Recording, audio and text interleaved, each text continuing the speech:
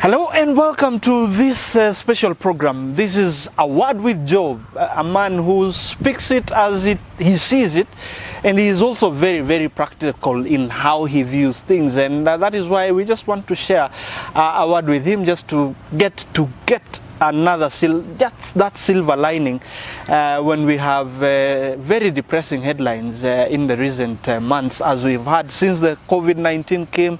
And if you live in Kenya and in the US, there is high octane politics. There is Jubilee against itself. There is ODM against who knows who. There is suspensions and expulsions in the ruling party in Kenya.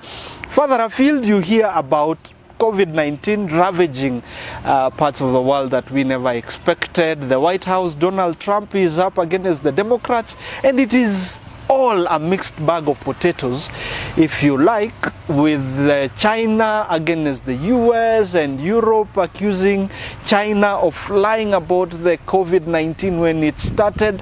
I mean, it is all messed up. Sports, it has all been stopped for the last 2 months. It is coming back, and you have the joke that is the Kenyan football, where decisions are being made left, right, center without the rule of law. Joe has a way of putting all this together in a manner that will give you some hope. He talks about not getting a crisis go to West. Joe, welcome to the program, and I want to begin from there. That when Wuhan and China reported the COVID-19 in December, people thought it was a small flu, but it has devastated people all over the world, including developed countries like the US. And I know when I talk about the crisis being left to go to West, what does it mean? And is the crisis, did we underestimate it so badly that we ended up being caught out? You see, there's always perception, particularly African. They think they are very small, because the way they think, that's how they view this virus, and they think it is too small. In fact, I want to advise them, if they think they are too small, then they have never been in bed with a mosquito. I think it is because of that thinking, that is how they continued to underrate the coronavirus. At the same time, you see, people wonder, why is US grappling with these issues they are scrambling all over? You see, it is because you overestimate them. There is no one who's small, no one is bigger. It's only God who's bigger. Well, I mean, you're bringing in a very interesting perspective that nobody is small, nobody is big. But we know, Joe, we see this. The economy is big, it's massive. The infrastructure is developed. Their medical systems are working. They're not like ours. So, I mean, when you compare that with what we have here, how can you say that nobody is big and nobody is small? Well, the economy is developed, the resources, Europe, America, they have a lot of enormous resources. Whose resources? Some of these fellows, in fact, they just, I must say that they just give with one hand under the flashing light of cameras, and they take with the other in the shadows. And that's how, in fact, as a Christian, I want to believe that God now is on them. Well, by the way, we want to remind you that you have to keep safe. We are not out of the woods yet, and if you're not having a word with Joe like I am doing, you should be at home working and doing everything from there, because the conditions require. The experts have warned that we need to wash our hands with clean running water with soap and sanitize, and then of course avoid crowded places, wear a face mask whenever you are in public, and let's see how far we go. The key thing is that you need to stay safe to survive the pandemic. And there is one advisory that has come, that children under the age of 2 years should not be wearing masks. So please take note of that. It is an advisory that has come. But Joe, I want to ask you about something that you've talked to me about before we get to look at what is in these headlines in the newspapers, that we should not let a pandemic or a crisis like this go to waste. What is it? Oh, in fact, if you are very keen, all Africans were excited about our brother Barack Obama when he took over. You know, his chief advisor, Emmanuel, he told him, Your Excellency, don't leave this crisis go to West. You know what he was talking, you know, when Barack Obama took leadership, there were a lot of challenges economically, similar to recession, isn't it? But he said, take advantage. This is the moment to take a step. You know, there are people whose land and energy has been lying on. I think you hear staff have been laid off, they are at home. This is the time to do what you have always thought of doing, because now you have all the time. That's why the advisor told him that the crisis moment is the time to take advantage. So don't let it go to waste. If you like reading, for example, writing, this is the time to write a book. That's what I mean. Don't let it go to waste. So we have coronavirus. We are all been under, I mean, not in the whole meaning of the word, under lockdown in Kenya, and we are working from home. I have seen a joke that says that people are rushing, they are getting late from bed to the couch. So, I mean, how do we then make use of this pandemic so that it doesn't go to waste? Be practical, Joe, about the Kenyan scenario. It's me and you here. You know, this is a trying moment for Kenya, particularly those who work employees. Most companies, you see, companies are also legal entities which are recognized as actual legal persons. You see, they have also tried to survive. And that's why they lay off. That's why you hear they want to send you home at half price. It's natural that any person, you know, has to survive in this period. You see, that's why companies, you see, cutting costs, salaries. You know why? Like you, for example, you need to review your budget. They are also reviewing and have sent home most staff, others with pay, others without pay. So all is not lost. For those who are at home and without any pay, you can now take advantage, especially this moment. And all you need to focus on your just needs and do something. Don't leave the time to go to waste. Because in the crisis actually comes a moment where you look deep into your inner soul, and you may bring out something that you could have not brought out under normal circumstances. So the crisis gives you opportunity to do that. Well, and I guess you're saying that because you have a lot of time in your hands, and therefore to reflect and see what abilities you have that you may not have taken advantage of. Is that what you mean, Joe? That's what I mean. You know, people get emotional. I don't tell them to shut up. Because that emotional moment, you know, you take advantage of that emotional moment. You want to try to craft a poem at emotional moment. And when it is read to you, you can't believe you're the one who wrote it. In fact, whether you've been laid off, as you cry, write something. In fact, and send it even to the media. You may hit a jackpot. Very interesting, that point there, Joe. You're saying that, and I know there are a lot of us who are watching, that maybe that emotional moment, if you decided to record a video or take some notes, probably it would be the next big hit in terms of poetry or a video that could go viral, and that is how maybe some people have made it in life. We want to remind you that, again, you can be part of this conversation. Just go to YouTube and subscribe to Kurunzi TV for these and more other shows. You can also go to kurunzi.news and get everything that you need to know about the news that is happening around the world, be it about COVID-19 or whatever it is. Now, I want us to get into a subject, Joe, that many Kenyans have been talking about, and it has devastated others, made others stronger and more resolute in what they believe in. And I'm talking about the headlines in the newspapers. It has been the story all week, and I have the Nation and the Standard. Similar story. It is about the fights within the political formations in the country. Now, from where you sit, Joe, is everything about our life political? Is the president right to get into coalitions?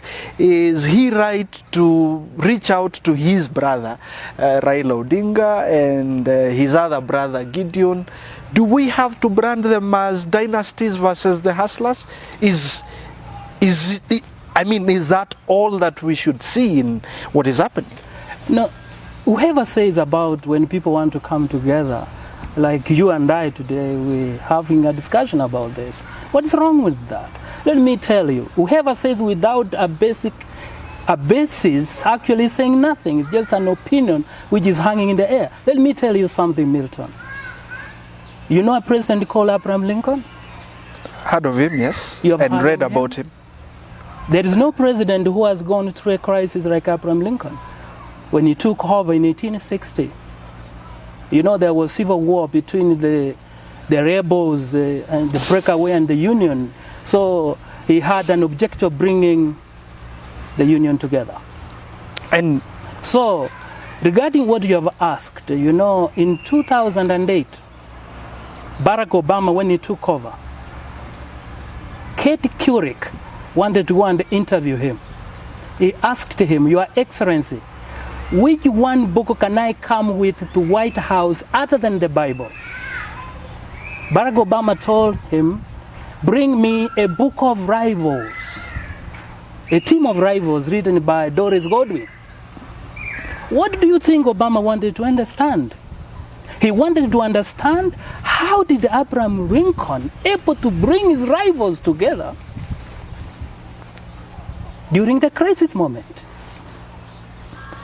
Remember, Abraham Lincoln brought a person called Edwin Stanton as the Minister for War, and he was his chief rival. He brought in a person called Salmon Chase and made him the Minister of Treasury. He was his chief rival. He yearned for presidency with his inner nerve, but he brought him on board. That is why Obama wanted to learn how did he manage.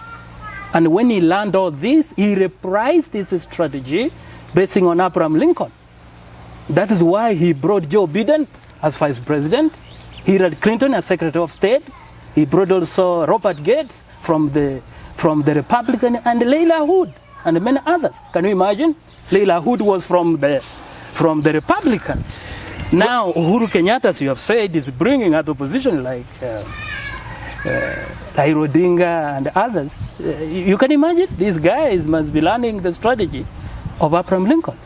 Remember this: the president of any nation, any president, has a duty, because even President Uhuru Kenyatta can derive his authority from his oath of office. I wish you could get the oath of office of the president. Well, I think we will get it, and it is on the screen. But Joe, what you're trying to say is that, I mean, the president can go ahead and disregard the Constitution, and I mean, what message are you giving us? Either, I mean, supporters of the unity, I mean, if that is how you look at it, or what are you telling the people who support the so-called Tanga-Tanga, who say our man is being finished? What are you really saying in terms of the place of the Constitution, the place of a leader taking decisions at critical times to bring the country together, as you say? For me, I don't know whatever Tanga-Tanga means. I don't know, there was a slip of the tongue. But what I'm trying to say is that a president of a nation, let's look at this. You have talked about the Constitution. When Abraham Lincoln, because I'm using this discussion on the basis, because I've read his biography, is amazing, my brother. Abraham Lincoln, remember, he faced a challenge of the rebel. They were destabilizing the Union. You know, they had broken away into confederations, isn't it? So he was fighting. That's the civil war he was facing. So he ran out of cash and told his Minister of Treasury, Salmon Chase, remember who was his rival again? You know what Salmon Chase told him? Your Excellency, it is unconstitutional. Because he told him he wanted him to sell the treasury bills to get the money and finance the war effort against the rebel. You know what the minister told him? That one I cannot do. Because it is... But the minister was right, Joe. It is unconstitutional. Okay, let's look what he told him. You know what he told him? The minister told the president, Your Excellency, it is unconstitutional because the Congress or the Senate has not approved. Do you know what Abraham Lincoln told him? Mr. Chase, the rebels are using unconstitutional means to undermine the Union. And through my oath of office, my first oath of allegiance was to preserve the nation. And he went further to ask, can a constitution be preserved after the nation has been lost? That cannot be. That is deep. And they went therefore to tell him, this moment the constitution is going to get a beating. I am ready to do such whatever you call unconstitutional, so long as I'm going to protect the Union. And the nation. And one interesting bit that, Joe, you have talked about is that the president, as the case of Kenya, is that the oath of office is that he swears true allegiance to the republic. Yes. And then the constitution comes and the wordings. Oh, you have got it right. You must be a bright man. You have got it right. Pick any oath of office, even of President Uhuru Kenyatta, and whoever, and see how it begins. Which one comes first, the Constitution or the Republic? He says, I will do all I can. I, for example, President Uhuru Kenyatta, I swear, isn't it? He took an oath of allegiance to the Republic and the people of Kenya. And then he went further to say, I will uphold and protect the Constitution. What Abraham Lincoln was arguing, which is logical and which is practical, by preserving a nation, you are protecting the Constitution. Remember what he said. I can in fact even say what he said verbatim when he faced criticism. He said, my oath of office, you get it, bestows upon me a heavy duty to protect the nation, first and foremost, and by so protecting the nation, the Constitution shall be preserved. And they went further to say, a general law between a life and a limb must be protected. But when the limb is injured and is going to threaten the life of life, it must be amputated to save a life. Well, you know, Joe, we are about to take a break, and you're talking very deep matters, which I would want that once we come back from the break, that we now bring it home and talk about issues that affect you and me on a daily basis, affects that political supporter of a politician out there who wants to get really, Joe, how do I get inspired amid everything that is happening? Today we have women senators nominated who are staring at expulsion and losing their positions in the Senate because they missed a meeting. Joe, I mean, we want to put all this into context, and as we take it home, I would want to hear from you how you give us hope. We are a country, I know you speak to very many people, and we are a country where the youth are saying, kazi zote zimeenda na wazee, therefore what do we do? I want us to get into that part of the conversation after this break. Remember, you're watching A Word with Joe on Kurunzi News and Kurunzi TV for that matter. We come back in a moment. Send in your questions, keep the comments coming, and I mean, at the end of the day, we are all about giving ourselves hope, where otherwise, if you go by what is in the newspapers as the headlines, from the front all the way to the back pages, most likely on the balance of probabilities, there is very little to inspire hope in our lives. So, when we return with The Word with Joe, we see where we can draw some inspiration in the wake of very difficult circumstances. Stay with us.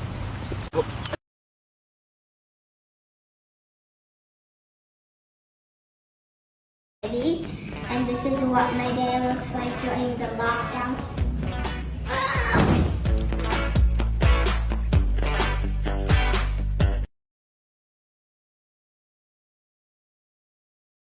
In the morning, I wake up and come out to play with my little brother.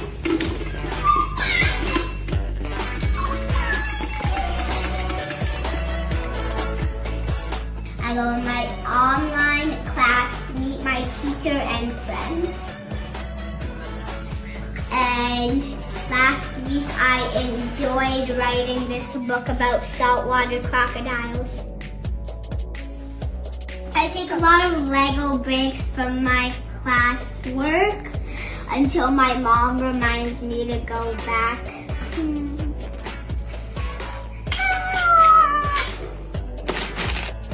I enjoy making lemonade, which has a lot of vitamin C and is good for us right now.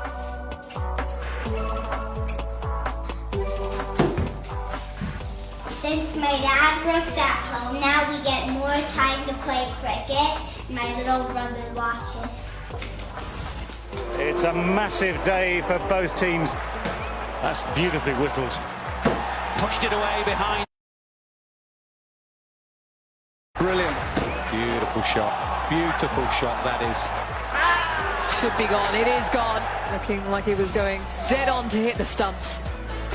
Every evening I wait for 7 o'clock so I can clap for all the people who help us against the coronavirus. We all have to stay indoors right now, but when the lockdown is over, I'm looking forward to the ice cream truck the most.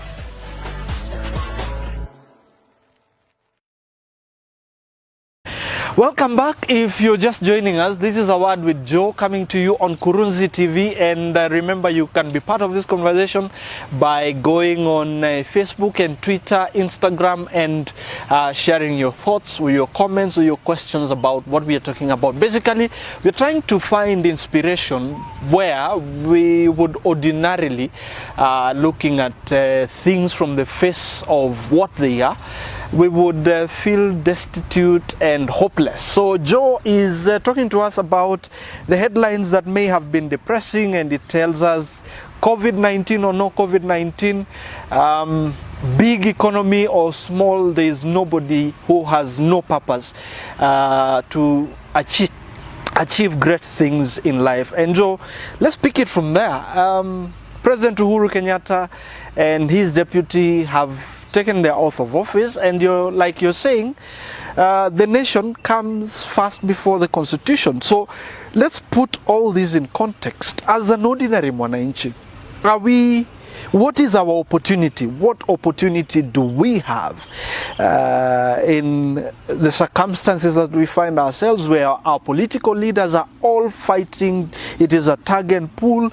You have your supporters, another one has his supporters, and everybody seems to be lost in all this.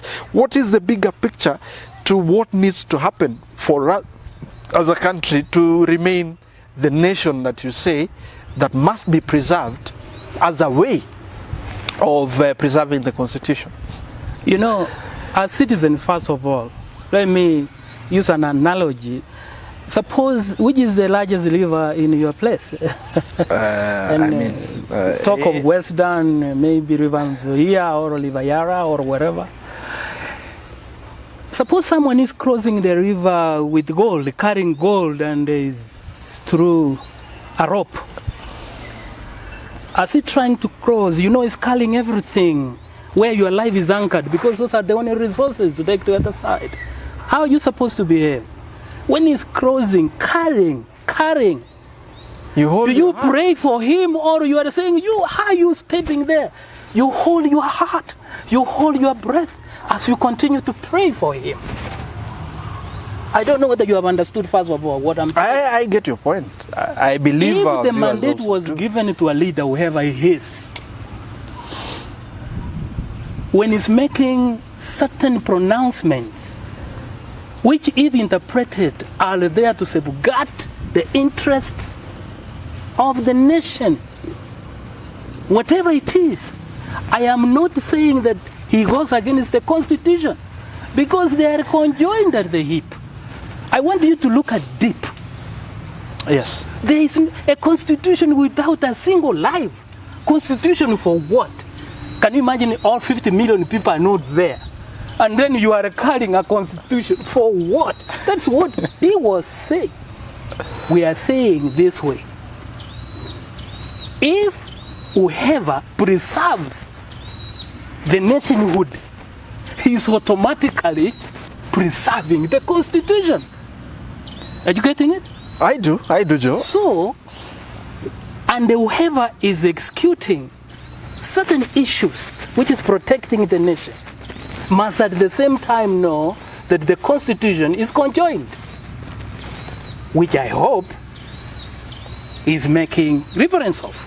So coming to your specific question, I think most media, they invite politicians. You hear, I had one saying that power corrupts and absolute power corrupts absolutely. I want to correct them today, Milton. Power does not corrupt. But that is what we have seen. We have seen people change once they get into powerful positions. Why didn't it corrupt Mandela, all others, all the one of Singapore, or Abraham Lincoln? This is what power does. Power reveals the character of the power holder, and absolute power reveals it absolutely. Joe, break it down. Let's go back home. What do you mean by power reveals the character of the power holder? Break that down for us. You see, it is a general belief, and you know the people say power corrupts.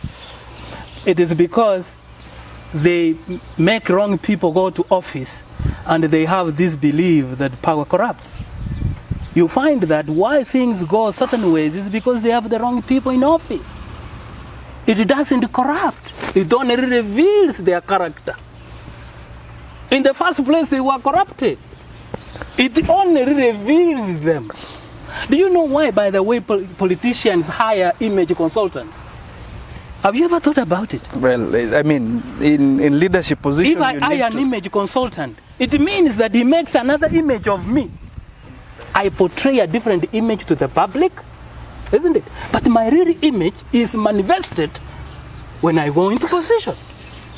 I hope now you get what I mean. I do, Joe, because maybe in my small way I have no authority, I'm not in a position of power.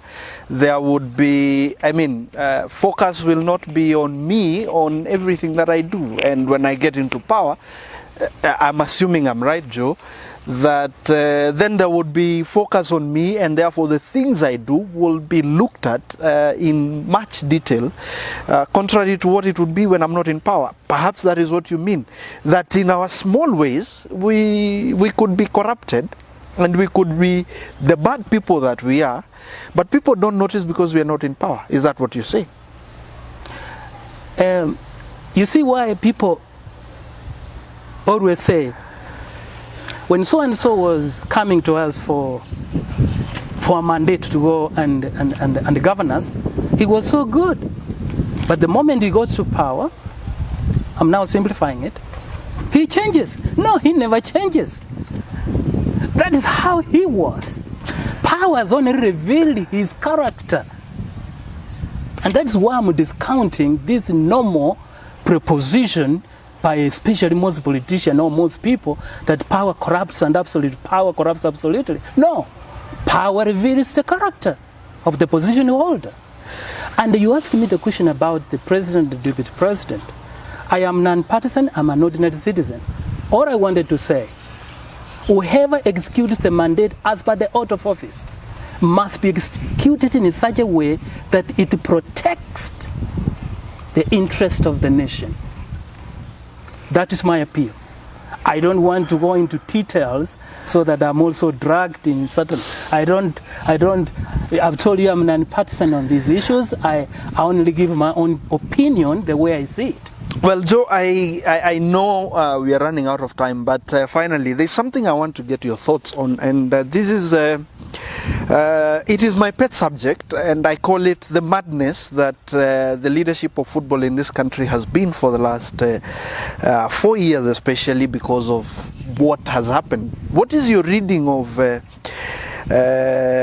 administration that Nick Mwendwa has had in Kenyan football for the last 4 years? I don't know whether you follow sports that closely. I can't say I follow in details, but then we hear a lot of. I only listened to one person. I didn't know when he was a coach. I can't remember his name. He was claiming around 109 million. Adel Amrouche, that's his name. He won a case. What interested me when I listened, I was listening sports news.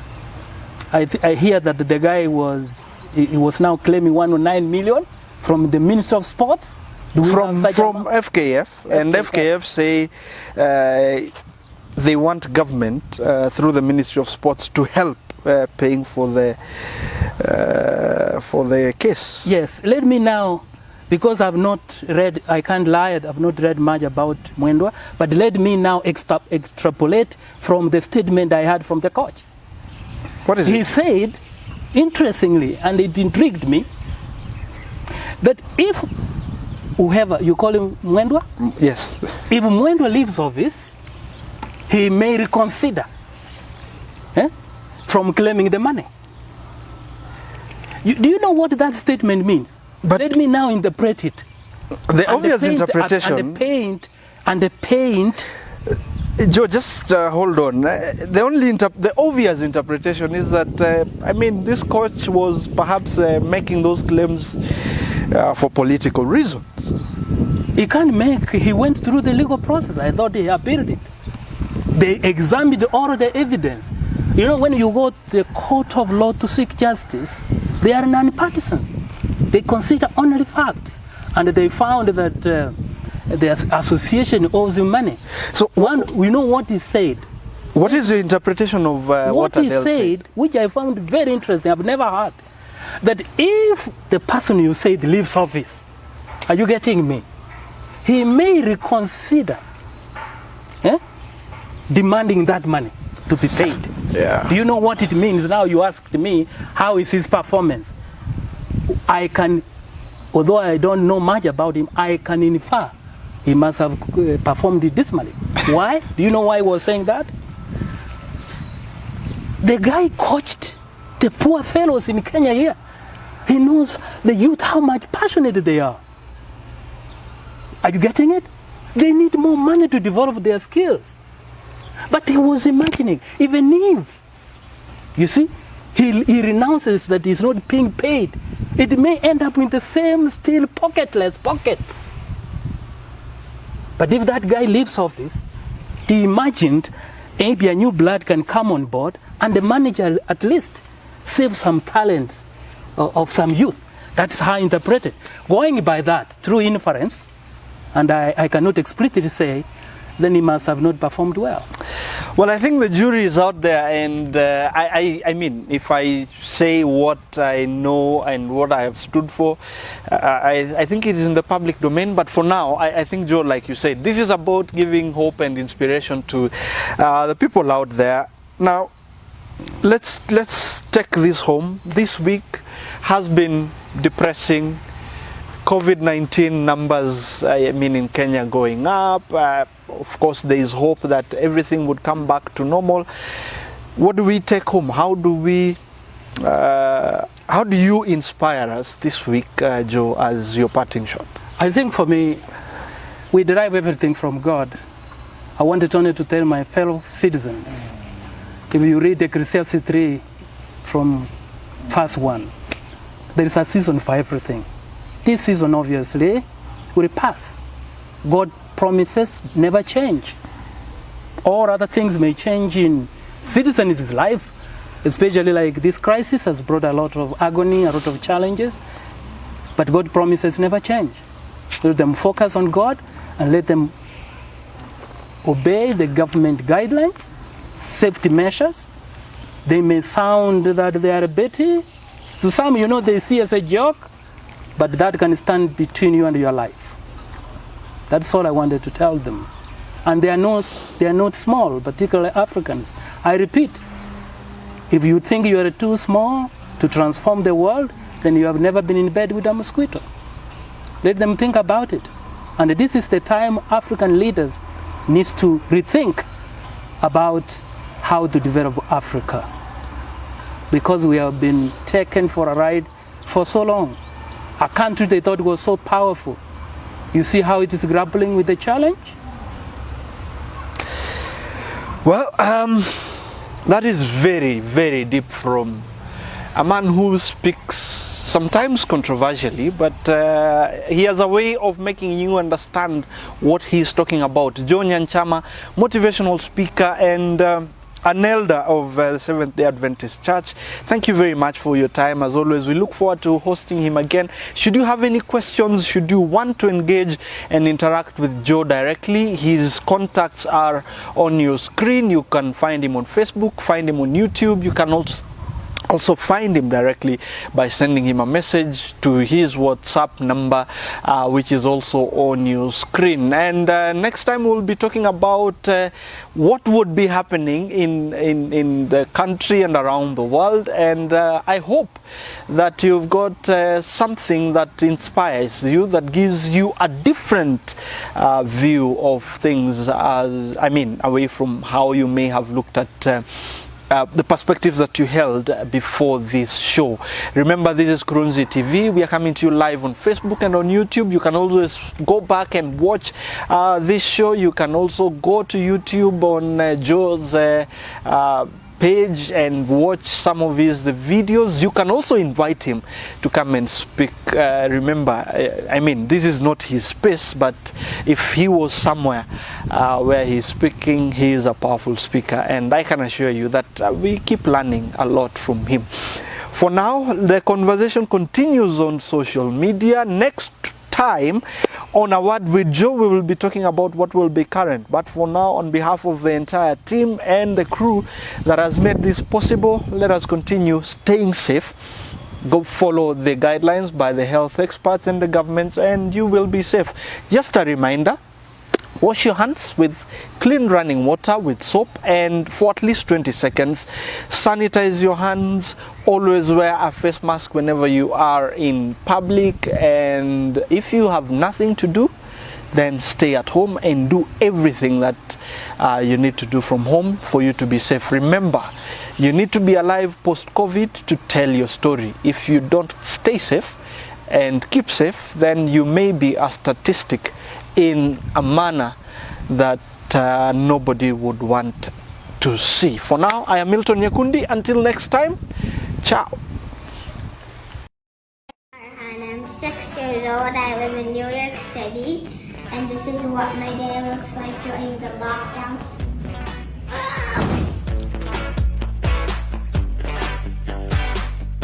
In the morning, I wake up and come out to play with my little brother.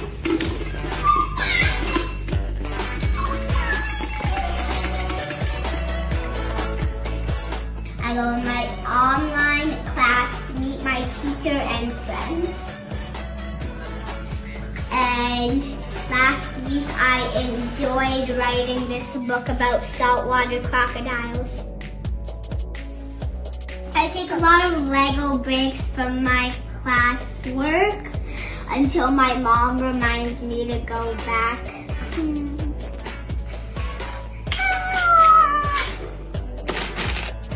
I enjoy making lemonade, which has a lot of vitamin C and is good for us right now.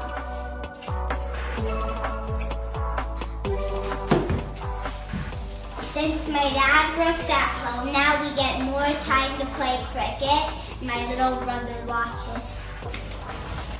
It's a massive day for both teams.